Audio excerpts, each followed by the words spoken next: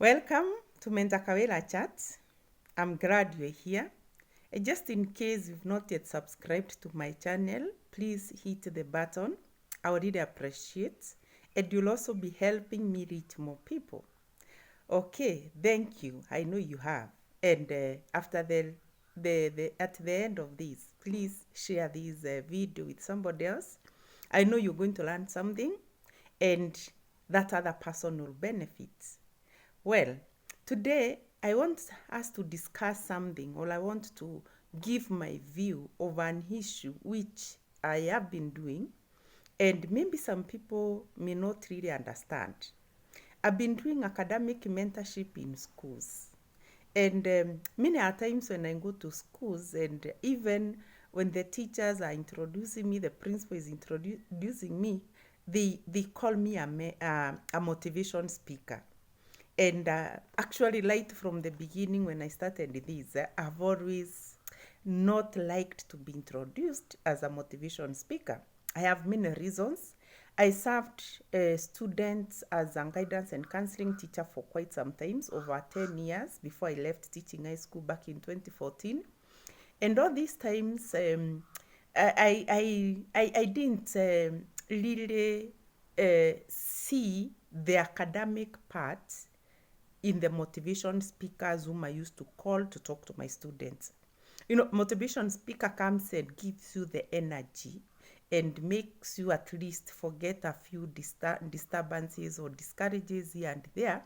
But they would always leave my student hanging, as in my student would not be able to go back to their learning with a sort of an empowerment that would make them not go back to what the motivation speaker was trying to get them out of. Mostly, schools get motivation speaker when the students are down, or when the students look discouraged, or they look disoriented, such things, to come and psych them, if I may use that word. But then after they are psyched, the motivation speaker leaves, and this student goes back to the class, and the excitement goes down within hours or within days, and they are back again to their concerns. So motivation speaker is slightly different from mentorship. So when I ventured into working with the students, I concentrated more on academic mentorship. Actually, initially I didn't actually know exactly what I was doing, but I didn't want to become a motivation speaker. I would be conned, and I would be very uncomfortable, and I would tell the teacher, okay, don't say I'm a motivation speaker, just say I'm a speaker. I refused that word right from the beginning. It's much later on that I actually discovered that there's something more to the encouragement, there's the empowerment. So today I just want to give you an overview of what academic mentorship is all about. Sometimes back I also said that my colleague psychologists also keep on asking me, what is this you do in schools you call academic mentorship?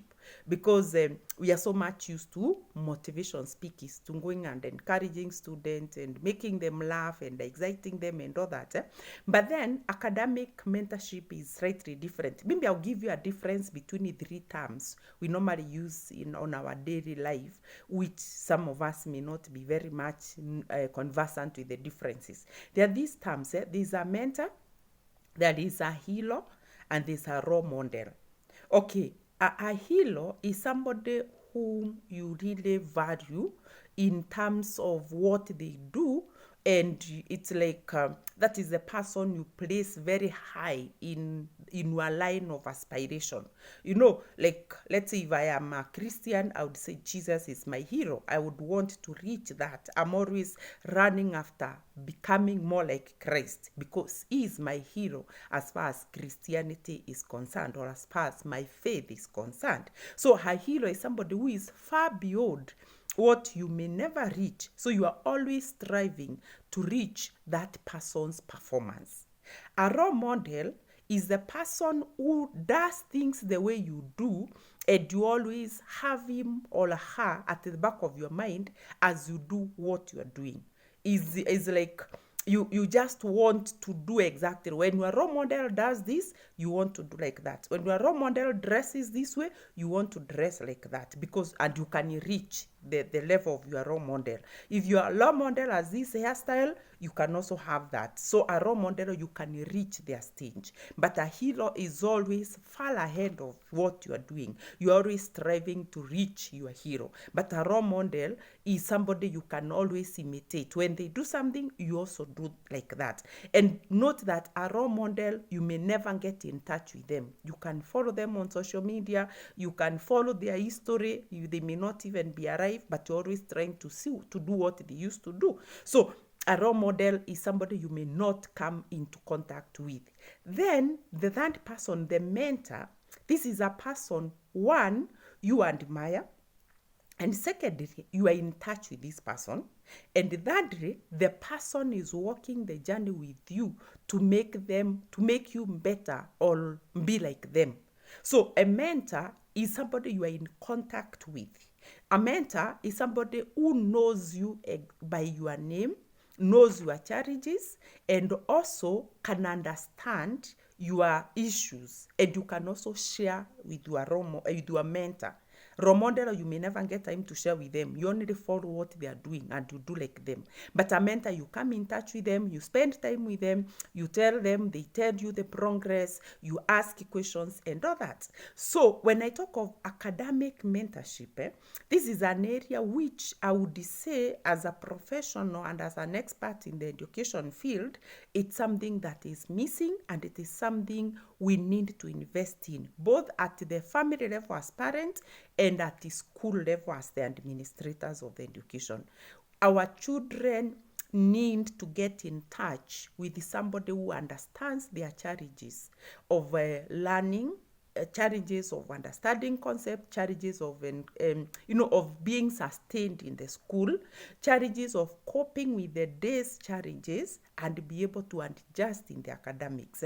So this is an area we really need to invest in. I know schools have invested heavily on motivation speaking.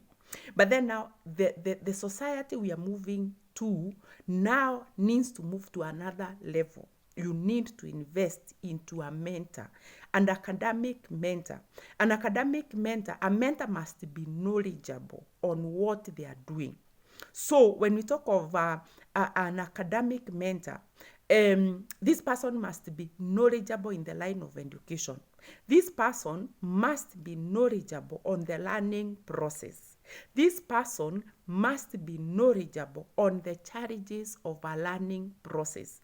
They must be knowledgeable on the challenges of a learner, especially the teenagers. That is the consideration you need. So when we talk of a mentor, it's different from a motivation speaker. A motivation speaker is somebody who will come, excite the student. I don't have to have known how the teaching progress goes through to come and encourage your student who are low, who are morally down and all that, so that they can get excited and come back to class. So a motivation speaker can be anybody. But a role model must be knowledgeable. A role model must have the knowledge of how the learning process goes. And that is what I think the society, the days we are living in, we need to invest more. And that is why I'm actually coming up with a program whereby I am picking people who have maybe an education background or a psychology background, so that I can now equip them on what really academic mentorship is. Okay, I may not be the very best, but I normally say this, with a teaching experience of over 20 years, actually this is my 25th year teaching, and with a counseling experience, I've graduated with my first degree in guidance and counseling back in 2004. With that background, and also having studied the curriculum, I did my master's in curriculum studies, and I graduated in 2015. So with all that, and then the experience I've had with the students, the books I've written about the issues of students, the strategies for improving academic performance, and all those, how to help students understand and all that, I have some content. May not be the very best, but I have some content. So I have some content I can now empower somebody with a teaching background who understands the learning process, or somebody with some counseling background who really understands the needs of a child and how they can be met. Then I try to bring them together and give them some information on how they can handle academic mentorship. So please, let's embrace this. It's a new thing. We are in the new times. There are things which have now become the new normal. And one of the new normal, in far as education is concerned, to me, is actually putting effort for academic mentorship for a student. As in, it becomes a routine that you make sure your students have academic mentorship, that they have been mentored. Somebody is walking with them the journey. Some schools I go and they tell me your program is a bit tedious, it will take some time. And then I tell them, mentorship is not like motivation. Motivation, I come excite them and I go. Mentorship, we have to walk the journey with them. They have to understand I have to understand their needs. They have to reach a point of being free and share to me with me their needs, so that now we come together, we see how we are progressing, we evaluate, we see the gaps, and we seal. So I cannot mentor in a day, I cannot mentor in hours. So mentorship is a process, and if schools are not ready to invest in it, it's not going to work for them. I thank God for schools who have really put good effort. I know there are schools which have invested for their mentorship, and the results can be seen. That 100,000 they spend for mentorship, they can actually stand confidently and say, these are the results we got after spending over 100,000 for a mentorship program. Mentorship is expensive, but it pays back. It is helping us discover the potential in our children and even help our children not lose the potential. So schools, I am challenging you. Parents, I'm challenging you.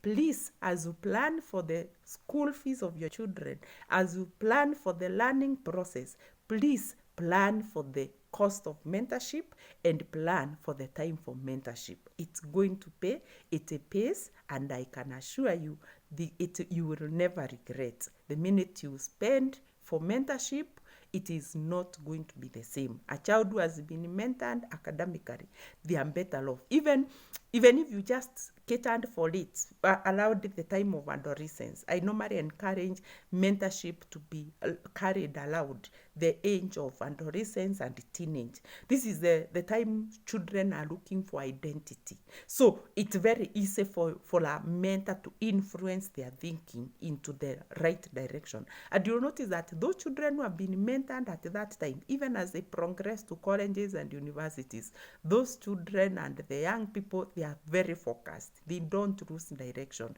So mentorship, if you want it to be very fruitful and effective, structure it between the adolescence and teenage age. Basically, in our system in Kenya, for the students who are in class 7, 8, and secondary school, that time you are able to tune their mind in the right direction. Otherwise, thank you so much. I hope you've learned something, and I hope you'll share this. Please let reach as many people as possible. I'm very grateful to a number of you who have really ventured into mentorship. You've spent money into it, and you can actually see the fruit. May God bless you so much. Please don't leave before you subscribe and share. And if you have liked the content, just click the like button. I'll appreciate. Thank you so much.